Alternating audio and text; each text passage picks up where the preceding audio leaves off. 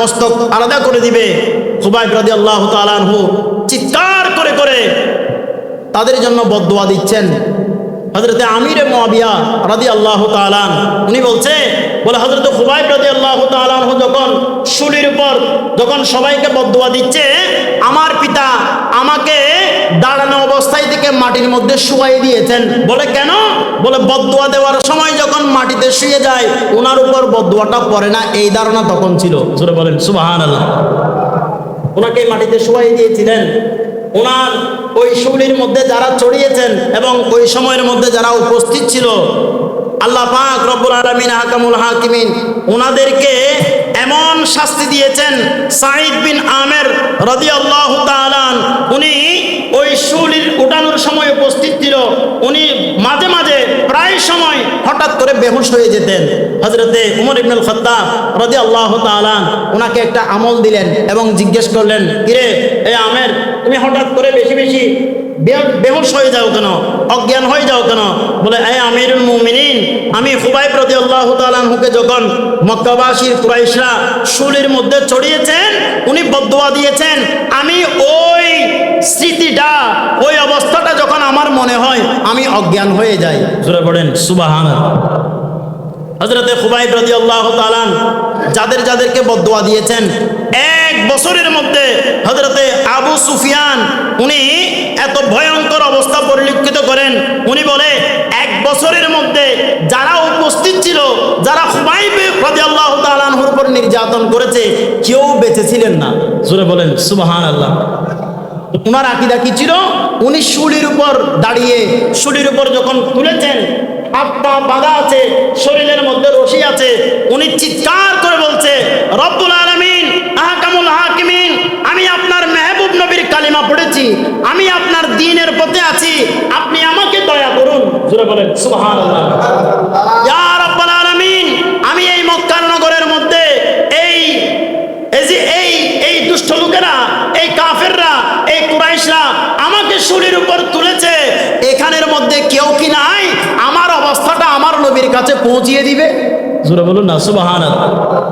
আল্লাহ রাব্বুল আলামিন আহকামুল হাকিমিন খুবাইব রাদিয়াল্লাহু তাআলা আনহুর কথা শুনেছেন, ওনার কথা কবুল করেছেন। মুহূর্তের মধ্যে ওই অবস্থার মধ্যে মদিনায়ে মুনাওয়ারার মধ্যে আল্লাহর মেহবুব নবী সাল্লাল্লাহু তাআলা আলাইহি ওয়াসাল্লাম বসে আছে। উসামা রাদিয়াল্লাহু তাআলা আনহু উনি বলে, আল্লাহর মেহবুব নবীর কাছে ওহী আসলে যে অবস্থা, সে আলামতগুলো আমরা দেখতে পেলাম। আমার দয়াল নবী মদিনা শরীফের মধ্যে দু চোখের পানি ছেড়ে দিয়েছেন। জোরে বলে সুবহানাল্লাহ। সাহাবায়ে কেরাম বলে, ইয়া রাসূলুল্লাহ, আপনি কান্না করছেন কেন? আপনার কি সমস্যা, কি দুঃখ পেয়েছেন? আল্লাহ কি কোনো ধরনের আযাব আমাদের উপর দিচ্ছে কিনা? আল্লাহর মেহবুব নবী বলে ওই মক্কা নগরীর মধ্যে খুবাইব রাদিয়াল্লাহু তাআলা আনহু শুলির উপরে, ওই শুলির উপরে উনি আল্লাহকে বলছেন, রব্বুল আলামিন, আমি বড় কঠিন অবস্থায় আছি, আমার অবস্থা আমার নবীর কাছে পৌঁছিয়ে দাও এবং সাথে সাথে আমার একটা সালাম আমার নবীর দরবারে পৌঁছিয়ে দিন। আল্লাহ খুবাইবের সালাম আমার কাছে পৌঁছিয়ে দিয়েছেন। জোরে বলেন সুবহানাল্লাহ।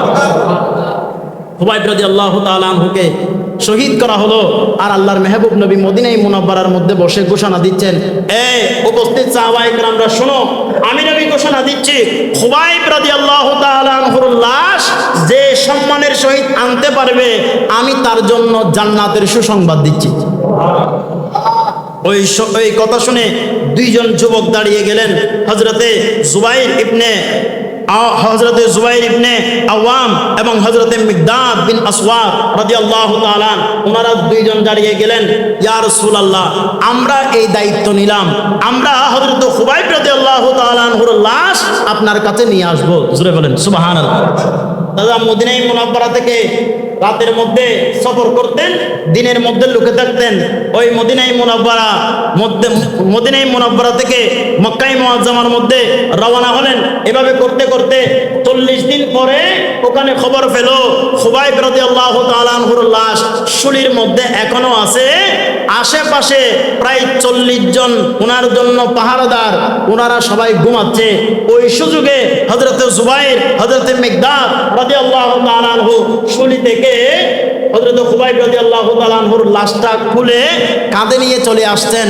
ওনারা বলছেন, আমরা যখন খুবাইব রাদিয়াল্লাহু তাআলা আনহুর লাশ যখন আমাদের কাঁধে নিয়েছি, ওখানে এখন কোন জীবিত মানুষের শরীর থেকে কাটা গেলে যে রক্ত বের হয়, এখনো পর্যন্ত খুবাইব রাদিয়াল্লাহু তাআলা আনহুর তরতাজা শরীর এখনো রক্ত বের হচ্ছে। শুধু রক্ত বের হচ্ছে না, ওই খুবাইব রাদিয়াল্লাহু তাআলা আনহুর শরীর থেকে নূরানি খুশবু বের হচ্ছে। জোরে বলেন সুবহানাল্লাহ। ওনারা নিয়ে চলে আসলেন। ওনারা আস্তে আস্তে যখন কাফেররা বুঝতে পারলো তাদেরকে নেওয়া হচ্ছে, তারা পিছু ছুটলো। পিছু যখন ছুটলো, জুবাইর রাদিয়াল্লাহু তাআলা আনহু বড় যোদ্ধা ছিলেন, 70 জনের সাথে মোকাবেলা করার জন্য উনি দাঁড়িয়ে গেলেন। মোকাবেলা করার আগে লাশটা যখন মাটির মধ্যে রাখলেন, সাথে সাথে লাশটা ওই মাটি গায়েব করে ফেললেন। জোরে পড়ি সুবহানাল্লাহ। সম্মানিত মুসল্লিন ইকরাম, এই লাশ যখন মাটির মধ্যে গায়েব হয়ে গেল, এই লাশ যখন মাটির মধ্যে দাফন হয়ে গেল, জুবাইর রাদিয়াল্লাহু তাআলা আনহু আবার যুদ্ধ শুরু করে দিলেন। তারা জুবাইর রাদিয়াল্লাহু তাআলা আনহুর সাথে মোকাবেলায় না পারে পালিয়ে গেলেন, আমার নবীর দরবারে গেলেন। ইয়া রাসূলুল্লাহ, ইয়া হাবিবাল্লাহ, আপনার দেওয়া দায়িত্ব আমরা তো পালন করেছি, আমরা আনতে আনতে এই অবস্থা হয়েছে। আমার নবী বলে, উনি হচ্ছেন বালিউল আরদ, যাকে জমিনে গ্রহণ করেছেন। জোরে বলি সুবহানাল্লাহ। উনাকে জমিনে গ্রহণ করে ইজ্জত দিয়েছেন, সম্মান দিয়েছেন। আল্লাহ পাক উনাকে জান্নাতের মধ্যে অবস্থান করেছেন। জোরে বলি সুবহানাল্লাহ। সাথে সাথে জিবরাইল আমিন আসলো, ইয়া রাসূলুল্লাহ, ইয়া হাবিবাল্লাহ, আল্লাহ আপনার এই দুইজন সাহাবীর জন্য ঘোষণা দিচ্ছেন এবং আপনার এই দুইজন সাহাবীকে নিয়ে ফেরেশতারাও গর্ব করে, এরা আপনার ঘোষণা মোতাবেক জান্নাতি হয়ে গিয়েছেন।